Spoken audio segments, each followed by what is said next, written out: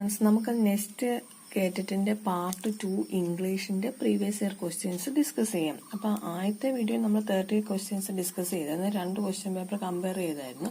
ഇത് 2017 ചോദിച്ച ക്വസ്റ്റ്യൻസ് ആണ്. നിങ്ങൾ ഇതുകൂടെ കണ്ടിട്ട് എക്സാമിന് പോകാവുള്ളൂ. ഫസ്റ്റ് ക്വസ്റ്റ്യൻ നോക്കിയേ. It is a sunny day, let's go for a ride. അപ്പൊ ലെറ്റ്സ് ഗോ ഫോർ എ റൈഡിന്റെ ക്വസ്റ്റ്യൻ ടാഗ് വരുന്നത് ഷാൾ ബി ആണ്. Then next question. There spread a dash that the match might be postponed. There spread a dash. ആ ഡാഷിൻ്റെ അവിടെ എന്താ വരുന്നതെന്ന്. അപ്പം ഇതിനകത്ത് നമുക്ക് വരുന്നത് എന്നാന്ന് വെച്ചാൽ റൂമർ എന്ന വേർഡാണ് വരുന്നത്. ഐഡിയ വരുമോ, കോൺസ്പിറസി അജണ്ട ഒന്നും വരത്തില്ല, റൂമറാണ് വരുന്നത്. Then third one, the government dash tends to accommodate the refugees.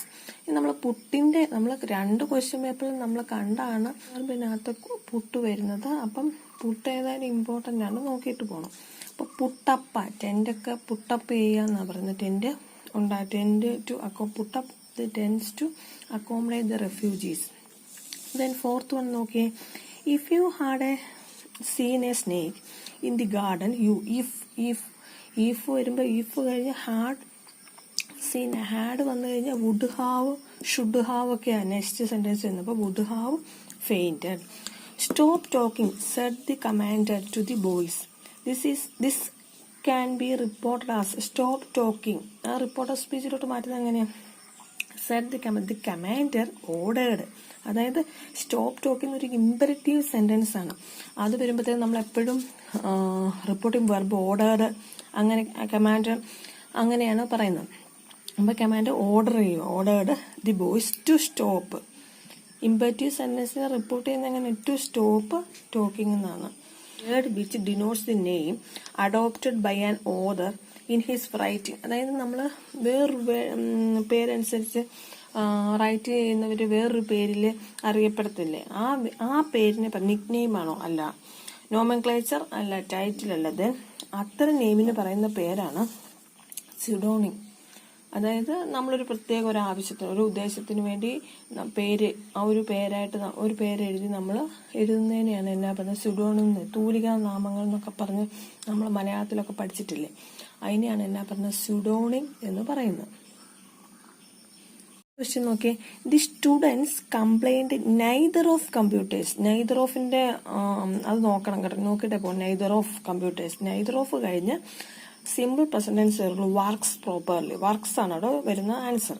If I commit, കണ്ടോ ഒരു ക്വസ്റ്റ്യൻ പേപ്പർ തന്നെ 2 പ്രാവശ്യം ഈ കണ്ടീഷൻ ക്ലോസ് വരുന്നുണ്ട്. If I committed, past tense ആണെങ്കിൽ എന്നാ വരും?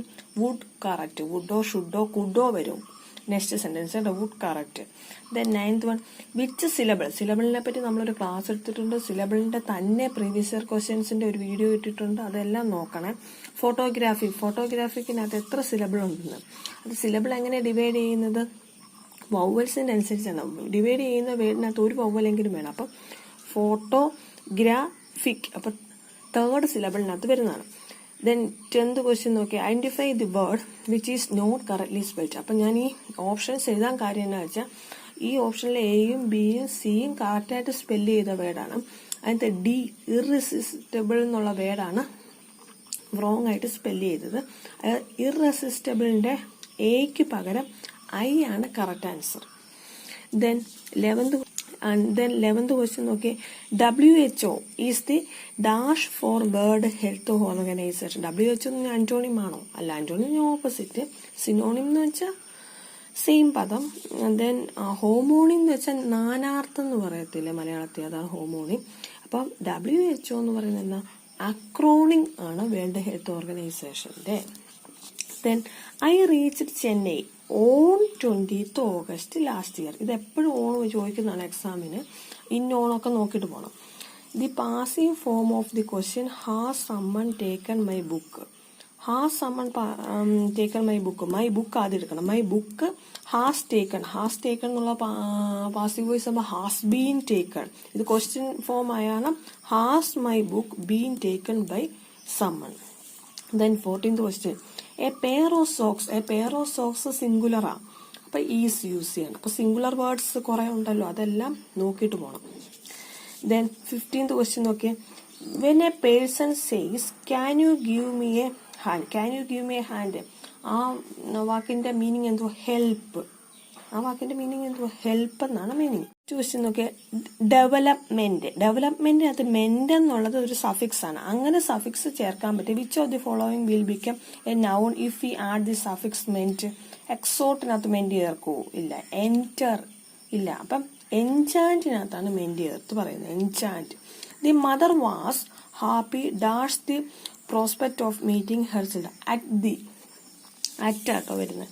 Then identify the correct sentence. Correct sentence മാത്രം ഞാൻ എഴുതിയിട്ടുള്ളൂ. മാക്സിമം ക്വസ്റ്റ്യൻസ് കവർ ചെയ്യാൻ വേണ്ടിയാണ്. He had enough money to lead a comfortable life. അതാണ് ആ സെന്റൻസിനകത്ത് കറക്റ്റ് ആയിട്ട് വരുന്നത്. Don't touch the broken glass. It is as sharp as a knife. The detective spotted a suspect package on the platform. ഇതിനകത്ത് adjective, the adjective in the above sentence is suspect package. പാക്കേജിനെ വിശേഷിപ്പിക്കുന്ന suspect ഇല്ല, suspect ആണ് അതിനകത്തെ adjective. The teacher went dash explaining the various aspects of the topic. The teacher went on. കണ്ടോ, on തന്നെ ഇപ്പൊ 2 പ്രാവശ്യം ചോദിച്ചു.